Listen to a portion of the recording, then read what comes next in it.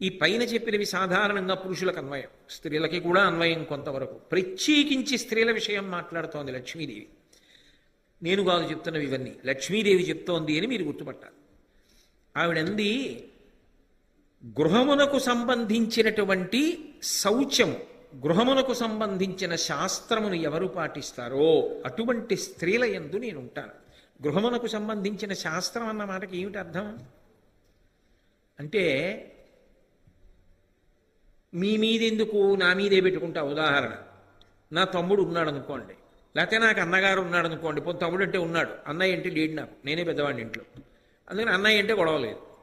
నాకు అన్నయ్య ఉన్నాడు అనుకోండి, వాడు పేదవాడు, పాపం వాడిది ఏం పెద్ద ఉద్యోగం కాదు, కానీ వాడి కొడుకు బాగా చదువుకున్నాడు, వాడికి కాకినాడ ఇంజనీరింగ్ కాలేజీలో సీట్ వచ్చింది. వాడి ఆరోగ్యం అంత మంచిది కాదు, బయట ఏమైనా తింటే పడదు. అన్నయ్య, నువ్వు ఎందుకన్నయ్య బెంగ పెట్టుకుంటావు? ఇప్పుడు ఉన్న ఉద్యోగం కూడా వదిలి నువ్వు విశాఖపట్నం నుంచి ఇక్కడికి రాలేవు. నీ కొడుకుని నా దగ్గర పెట్టుకుంటాను, పెట్టుకుని ఇంజనీరింగ్ చదువుకున్న నాళ్ళు వాడు నా దగ్గరే ఉంటాడు, ఇంట్లో ఉండి చదువుకుంటాడు. పెద్ద ఇల్లుంది, ఓ గది ఖాళీగా ఉంది, అందులో ఉంటాడు, చదువుకుంటాడు. నాకు కొడుకు ఆసరా ఉంటాడు చక్కగా దగ్గరగా. నా కొడుకు ఎక్కడ ఉద్యోగంలో ఉన్నాడు, కాబట్టి వాడిని నా డిగ్రీకి పంపించన్నయ్యా, మా ఆవిడ ఉండి పెడుతుంది, శుభ్రంగా పిన్ని దగ్గర తింటాడు, సంతోషంగా ఉంటాడు అని నేను ఎప్పుడు అనగలను?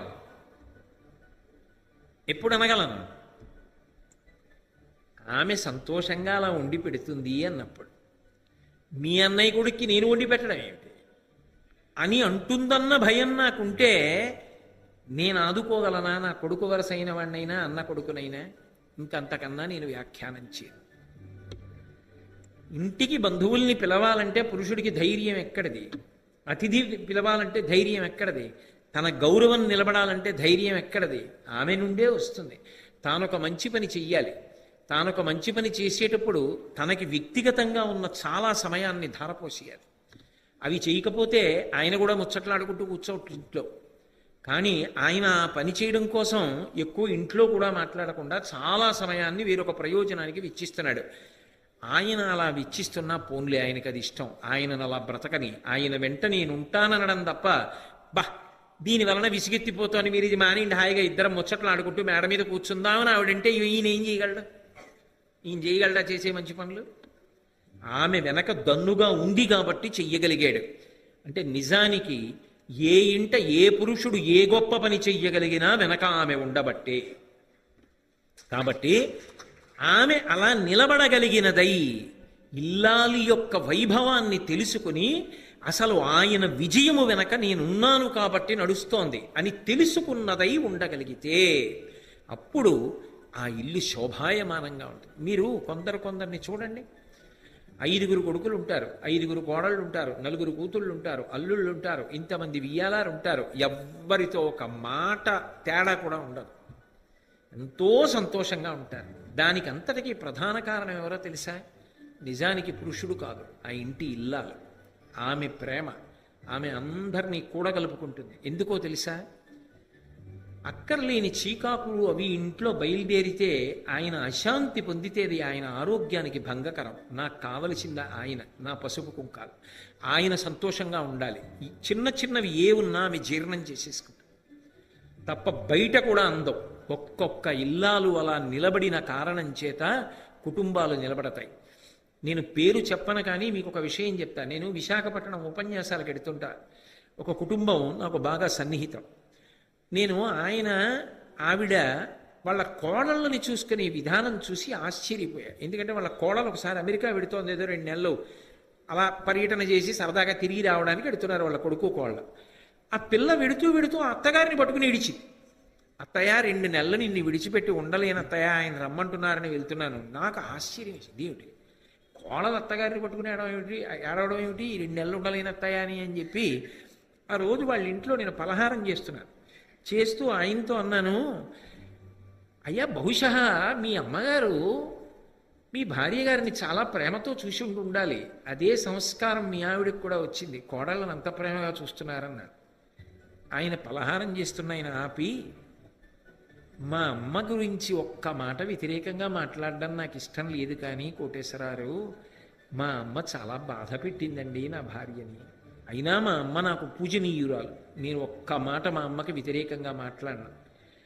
నా భార్య ఎప్పుడు ఒక మాట అనేది, నా కోడళ్ళు మాత్రం ఇలా బాధపడకూడదు, వాళ్ళని గుండెల్లో పెట్టుకు చూసుకుంటాననేది. అందుకే నా కోడళ్ళని మాత్రం నా భార్య ఒక్క విషయంలో కూడా బాధ పెట్టలేదండి అన్నారు.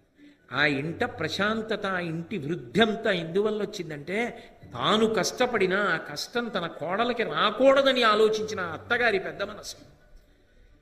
అక్కడే కాదు, ఏ ఇంట అయినా గొప్ప ప్రశాంతత సాధారణంగా దేని వలన వస్తుంది అంటే ఆ ఇంటి ఇల్లాలి గొప్పతనం.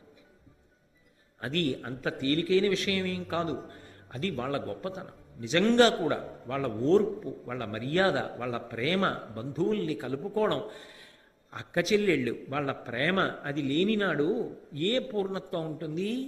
అందుకని ఆ ఇంటికి సంబంధించిన విషయముల మీద తన కర్తవ్యమునందు నిష్ట కలిగి ఉండి ఘటశుద్ధి అంటే పాత్రలు శుభ్రంగా ఉన్న ఇంట్లో ఉంటారు. పాత్రలు శుభ్రంగా ఉండడం అంటే ఏమిటి? ఇంటిని చూసి ఇల్లాలని చూడండి అని అంటారే. ఎక్కడ చూసినా ఇంగిలి గ్లాసులు, ఎక్కడ చూసినా ఇంగిలి గిన్నెలు, ఎక్కడ చూసినా అలా పడిపోయి ఉండి రేపు పొద్దున్న పని పిల్ల వస్తుందండి అప్పుడేదో ఒక అడుగుతారండి, అలా ఎక్కడ చూసినా ఇంగిళ్ళే, ఏ పాత్ర శుద్ధిగా ఉండదు. అలా ఉండడానికి అవకాశం ఉండేది ఎక్కడ అంటే ఒక్క పసిపిల్లలు ఉన్న ఇంట్లో మాత్రం క్షమార్హం. ఎందుకంటే పసిపిల్లలు ఉన్నారనుకోండి, ఆ ఇంట ఎక్కువ పాత్రలు వాడవలసి ఉంటుంది. తల్లికి చాలా ముఖ్యమైన పనులు ఉంటాయి ఆ పసిపిల్లలతో. అప్పుడు ఉన్నా అది ఎవరూ తప్పట్టరు. కానీ తగినంత అవకాశం ఉండగా ఇంట్లో పాత్రలన్నీ మకిలి పట్టి ఉండకూడదు. అలా ఉంటే ఇంటికే కదండి అనారోగ్యం. కాబట్టి ఇంటి పాత్రల యొక్క శుద్ధిని బట్టి నేను ఆ ఇంటి ఇల్లాలి వైభవాన్ని గమనించి ఆమె యందు నిలబడతాను అని లక్ష్మీదేవి అంటూ, ఎటువంటి వారి యందు ఉండను వల్లభ ప్రతికూల, అయిన దానికి కాందానికి భర్త ఎత్తి అంటే తాను పెతి అనాలని. అంటే వ్యతిరేకించకూడదా అండి అంటే నేను మీకు ఒక మాట చెప్తాను, వ్యతిరేకించి తీరవచ్చు, ఏమీ అభ్యంతరం లేదు అందులో. నిజానికి ఒక్కొక్కసారి భర్తకు వచ్చిన ఆలోచన కన్నా భార్యకి మంచి ఆలోచన వస్తుంది. వస్తే దానికి ఏం అనుభవం ఉండక్కర్లా, పెద్ద చదువుకోక్కర్లేదు కూడా. శభాష్, మంచి మాట చెప్పావే, నువ్వు చెప్పింది బాగుంది, తప్పకుండా నువ్వు చెప్పినట్టు చేద్దాం అని భర్త అంగీకరించగలగాలి. తానొక మాట అందనుకోండి, నువ్వు చెప్పింది తప్పు, ఇలా ఆలోచించు, ఇలా చేస్తే బాగుంటుంది అన్నాడు అనుకోండి, అవును ఆయన చెప్పింది బాగుంది కదా అని ఆమె అంగీకరించగలిగి ఉండాలి. అంతేకాని ఎప్పుడూ ఎవరో ఒకరి మాటే చెల్లాలన్న పెంకితనం పనికిరాదు. అది భర్త విషయంలోనైనా దోషమే, భార్య విషయంలోనైనా దోషమే. 24 గంటలు నా మాటే నిలబడాలని భార్య అనుకోకూడదు, నా మాటే నిలబడాలని భర్త అనుకోకూడదు. ఒక అభిప్రాయం అడిగి బాగా చెప్పింది అనుకున్న నాడు మంచి మాట చెప్పావు, ఆచరిద్దాం. చెప్పలేదు అనుకున్న నాడు నింద చేయడం కాదు, ఇది ఇందుకొద్దు, ఇలా ఆలోచన చెయ్యి, ఇలా చేద్దాం. ఆమె అంతకన్నా బాగా ఆలోచన చేసి రేపు నీకు ఇంకొక మంచి ఆలోచన చెప్పచ్చు. అంతే తప్ప ప్రతిదానికి భర్తకి వ్యతిరేకంగా మాట్లాడకుండా ఉండాలి. ఎప్పుడు వస్తుంది ఆ భావన అంటే, సాధారణంగా లోకంలో ఏమిటంటే ఉండకూడని పెద్ద దోషం ఏమిటంటే, తనకన్నా పైన ఎవరు ఉంటారో వారు తనకన్నా అసమర్థులన్న భావన కొంతమందిలో ఉంటుంది. మా నాన్నగారికి ఏం తెలియదండి, ఆయన అమాయకుడు, ఒక భావన. మా గురువుగారికి ఏం తెలుసు, ఆయనకి ఏం తెలియదు. ఇంకా గురువుగారు ఏమిటి నా బుర్ర, మా గురువుగారికి ఏం తెలుసండి, అదో భావన. మా ఆవిడికి ఏం తెలుసు, అదో భావన. మా ఆయనకి ఏం తెలుసు, అదో భావన. మా పై అధికారం ఉన్నాడు అనుకోండి, ఆయనకి ఏం తెలుసండి. ఇంకా నీ పైన ఉన్నవాడు ఎవరికి ఏమీ తెలియదు, ఎక్కడున్నా నీకే తెలుసా అన్నీ. ఇంకా ఎవరికి ఏమీ తెలియవు, నీకే తెలుసా. ఒదగడంలో గొప్పతనం ఉంది కదా. మంచినీళ్ళు ఎందుకు గొప్పవయ్యాయి? ఏ పాత్రలో పోస్తే ఆ పాత్రలోకి ఆ రూపంలో ఇముడుతాయి. నువ్వెక్కడ కూర్చున్నావో ఆ స్థానంలోకి ఇమిడిపోవాలి, అప్పుడే అందం. ఆ ఇమడలేకపోతే ఇబ్బంది. అయిందానికి ఆయన అన్నీ అంతే, ఆయనకి ఏం తెలీదు, ఆయన అలాగే మాట్లాడతారు అన్న మాట ఇటువైపు నుంచి రాకూడదు, అంటే భార్య వైపు నుంచి రాకూడదు. అయిందానికి కాందానికి ప్రతిదానికి భార్యని నింద చేయడం భర్త వైపు నుంచి ఉండకూడదు.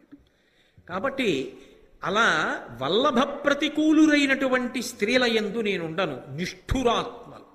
నిష్ఠురాలంటే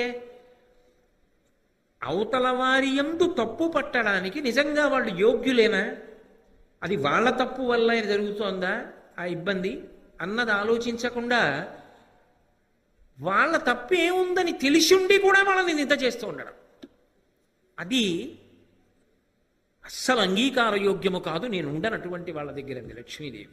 నిష్ఠురాత్మ అంటే ఇది అవతల వారి దోషము కాదు అని తెలిసిండి వారిని నింద చేస్తూ ఉండడం.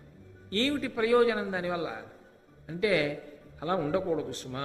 కోడలు ఉద్యోగము చెయ్యాలి, కోడలు శ్రావణ శుక్రవారాలు అన్నీ చెయ్యాలి, శ్రవణ మంగళారాలు చెయ్యాలి, 150 మంది ముత్తైదువులకి తాంబూలాలు ఇవ్వాలి, పూజలు చెయ్యాలి, 12 కిలోమీటర్లు ప్రయాణం చేసి ఆఫీస్కి వెళ్ళాలి, అక్కడికి వెళ్ళి తిట్లు తిని చెమట్లే తుడుచుకుంటుందా, ఇక్కడ ఇంతమందికి పేరెంటాళ్ళకి ఇస్తుందా, అమ్మ నువ్వు 5గురికి ఇచ్చి వెళ్ళవే, నేను ఇస్తాను లేవే బంగారు తల్లి, తెల్లవారకట్ట నేను లేచి నీకు వంటలో సాయం చేస్తాను లేవే అమ్మా అన్న అత్తగారు అవుతుంది. అంతేగాని తన అభిప్రాయం ప్రకారమే మాట్లాడుతూ ఆమెకది సౌకర్యం కాదు, చెయ్యలేదని తెలిసి కూడా ఎందుకు నింద చేస్తావు? నిష్ఠురాత్మ అంటే నేను ఒక ఉదాహరణ చెప్పానంతే, నేను ఎవరినీ ప్రత్యేకంగా ఉద్దేశించి ఈ మాట మాట్లాడటల్లా.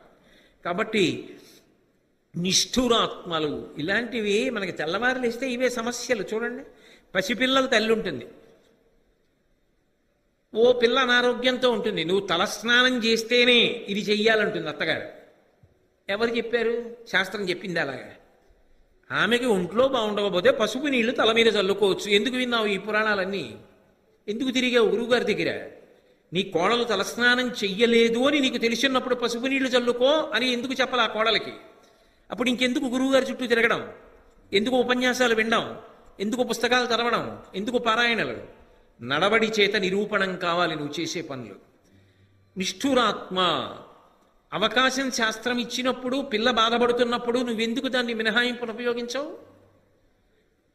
అలా ఉపయోగించకుండా అవతల వారు కష్టపడినా నా మాటే చెల్లాలంటే నిష్ఠురమైన మనస్సు, అక్కడ నేను ఉండను అంది లక్ష్మీదేవి. అంటే నిజానికి లక్ష్మీదేవి ఉండాలంటే మనం చక్కదిద్దుకుంటే మనమే ఆవిడ తప్పకుండా వస్తుంది సుమాని భీష్మాచార్యుల వారి యొక్క ఉవాచ. మీరు ఒకటి బాగా గుర్తుపెట్టుకోవాలి, ఆయన చెప్పాడు కాబట్టి నేను చెప్తున్నాను, కానీ నా మనసులో ఎవరూ లేరు ఇవి చెప్తున్నప్పుడు. కాబట్టి అన్యమందిరగామిని, ఎప్పుడు ఇంటికి తాళం వేసి ఎక్కడికో వెళ్ళిపోవాలి, తన ఇంట్లో తాను ఉందామని అనుకోకపోవడం, ఇంకా అంతకన్నా నీ వ్యాఖ్యానం చేయండి. అధిక నిద్ర అయిన మానిని, ఎప్పుడూ నిద్రే, ఎప్పుడూ పడుకోవడమే, ఇంకా నాకు దానికి వ్యాఖ్యానాలు వద్దు. కాబట్టి దొరకదు, నేను వదిలిపెట్టేస్తాను, అలాంటి చోట ఉండను అంది లక్ష్మీదేవి. అర్జనీ తటాక తరుషండ పుష్పవాటముల నిలుతూ, బాగా తామర పూలు విరిసినటువంటి కోనేరు ఉందనుకోండి, అక్కడ నేను ఉంటాను. పువ్వులు పూసిన చెట్లుంటే అందులో నేనున్నాను. నేను నా ప్రవచన ప్రారంభంలోనే మీకు లక్ష్మి అంటే ఎలా ఉంటుందో చెప్పాగా, ఆకుపచ్చని ఆకులతో ఉన్న చెట్లలో నేనున్నాను, అవన్నీ లక్ష్మియే అని లక్ష్మీదేవి చెప్పిందయా ధర్మరాజా.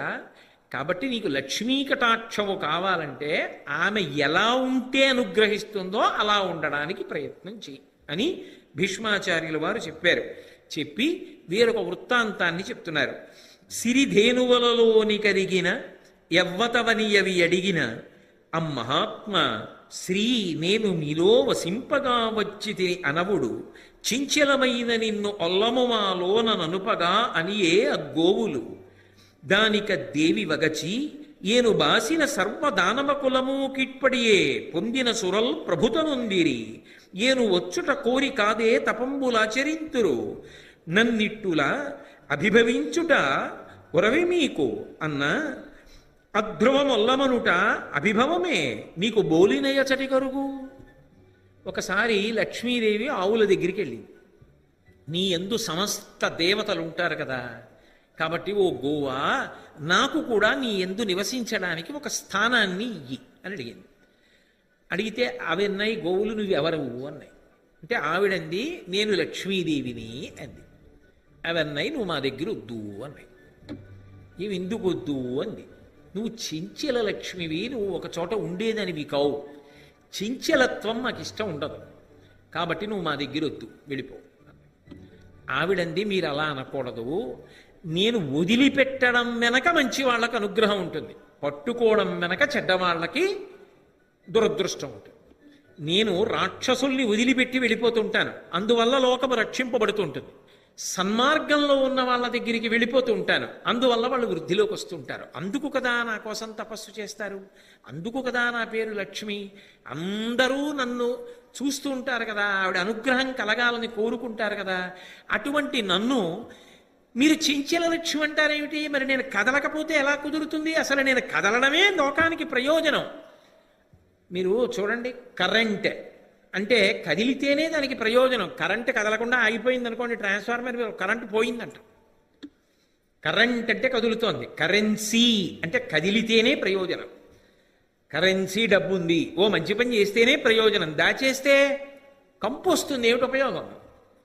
దానివల్ల ఉపయోగం ఉండదు. కాబట్టి నేను కదలాలి, డబ్బు కదులుతూ ఉంటేనే లోకంలో ఉపయోగం ఉంటుంది. నేను చెంచల లక్ష్మిని అంటారేమిటి? మీరు అలా అనకూడదు అని లక్ష్మీదేవి గోవులతో అంది. అని గోవుల పలికిన సిరివిని నీచే ఇట్లు పరిభవింపగబడి, ఏ జనిన నన్ను ఎవ్వరును గైకొనరు, శరణమగుడు వెడుకునియదమిమ్మున్. గోవులే లోకంలో లక్ష్మీదేవిని అంగీకరించలేదు, చెంచల లక్ష్మి అని పంపించేశాయంటే లోకంలో ఎవ్వరూ నన్ను ఉండమని అడగరు. ఆమె కఠిన హృదయ అంటారు. అందుకని నేను మిమ్మల్ని శరణాగతి చేస్తున్నాను.